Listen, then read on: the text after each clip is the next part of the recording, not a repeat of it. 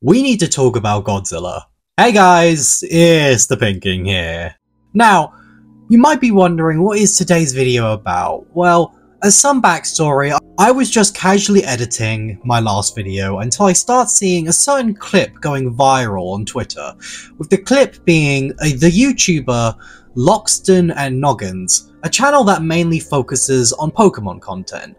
So, what's the big deal here? Well, it specifically derives from their latest video, Pokemon Kaiju Origins, where in that video, they're discussing a specific Pokemon who shares a lot of similarities with Godzilla. But it's the part towards the beginning that has made some people very angry. Specifically, the part where they are describing Godzilla's film history.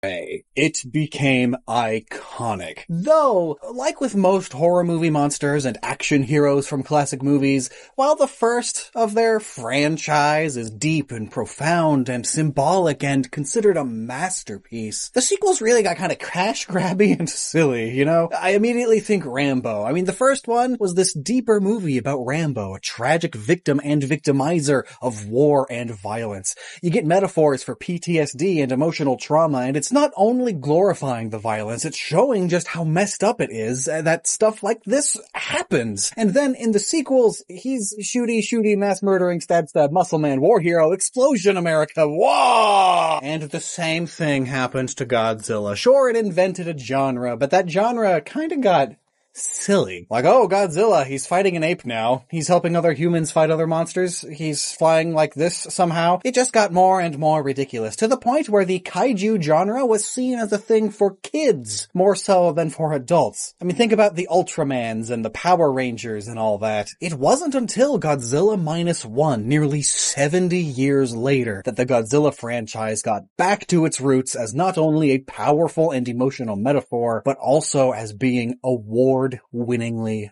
good. Now this clip is very problematic and full of misinformation that a simple Google search can easily prove wrong. But first, let me be clear here that this video is not an attack on Lockstin and Gnoggin. I have no issues with them and their content, as a lot of what they do is pretty harmless. So when I criticize them here, it's not me attacking them or encouraging you to harass them either. This video is simply me trying to explain what exactly they got wrong and how this has made me realize something major, that being the thing that everyone gets wrong about Godzilla, and specifically the problem Godzilla and kaiju fans in general have when they see someone getting facts wrong. First, we need to address their video. Lockstin and Gnoggin used the Rambo franchise to show how serious and masterful movies eventually become flanderized and silly from where they began, and then compares Godzilla to that, saying that Godzilla went from a serious art to children's media, and it was only until -1 that Godzilla became serious and award-winning cinema again. Now let's address the many things wrong with this. While yes, the Showa era of Godzilla started out as more mature and artsy cinema that eventually turned into much more childish and goofy media that eventually got back to being serious, it wasn't -1 that started that trend, as the Heisei era did it first, with Godzilla 1984, and then went a bit more goofy with Biollante, King Ghidorah, Space Godzilla, and Mechagodzilla. Again, it didn't dissolve into pure kids media, as it still had a lot of mature themes, especially Godzilla vs. Destroyer, which had a lot of death in it, surprisingly. And then, as it went into the more goofier Millennium era, it still had a lot of seriousness to it, especially with the darker GMK. And then you have the much more recent films like 2014 and Shin Godzilla, that both have very serious themes and messaging, that even Shin Godzilla became an instant phenomenon because of its darker theming and how relevant it was to the struggles of Japan at the time. And as for what was said about the awards, a lot of Godzilla movies have won a lot of awards, like Shin Godzilla, which won a lot, and even some of the older movies won awards in Japan for a lot of things. So this narrative that it was only -1 that managed to bring back Godzilla to true form is not only a lie, but shows a clear lack of research. Lockstin and Gnoggins, I have no ill will towards you at all, but I can say that you definitely didn't do any research for Godzilla, despite making a video about him and how he inspired certain Pokemon. So all I'm trying to say is that you should do some better research if you're going to talk about a franchise that has such a deep and checkered history as Godzilla, as it's not just a silly franchise for kids, as it has always had some very dark things to say, with them taking big risks to ensure serious messages and themes are talked about more often.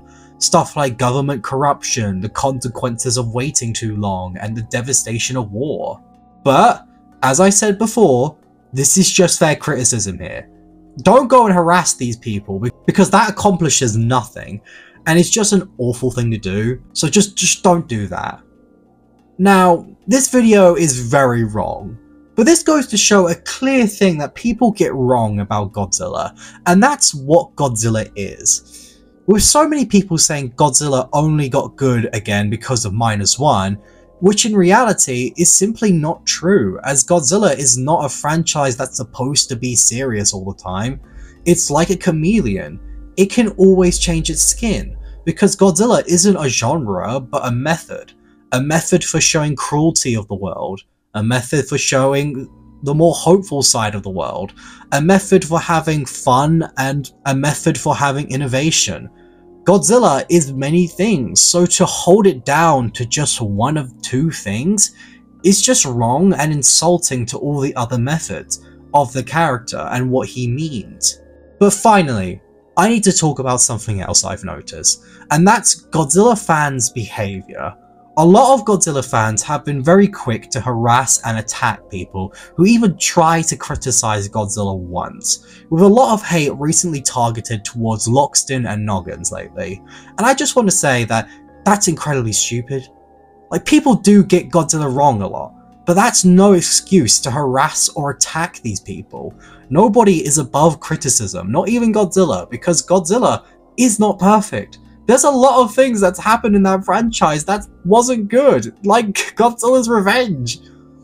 At the end of the day, it's a movie series, so going out of your way to attack people over that is just wrong and disgusting behaviour. And if you're one of these people who are attacking others because of their views on Godzilla, then I implore you to stop. You can criticize people's thoughts and even try to help inform them about what they don't understand, but harassment and bullying never works. And us as Godzilla fans, we can do so much better than that. We don't have to stoop that low. But what do you guys think of this situation? Do you agree with my 2 cents, or have I missed something myself? Let me know in the comments. And also, like this video and subscribe. That helps me make more of these kinds of videos for you guys at a much quicker rate, so like this video and subscribe. It's been the Pink King here, and I will see you all next time.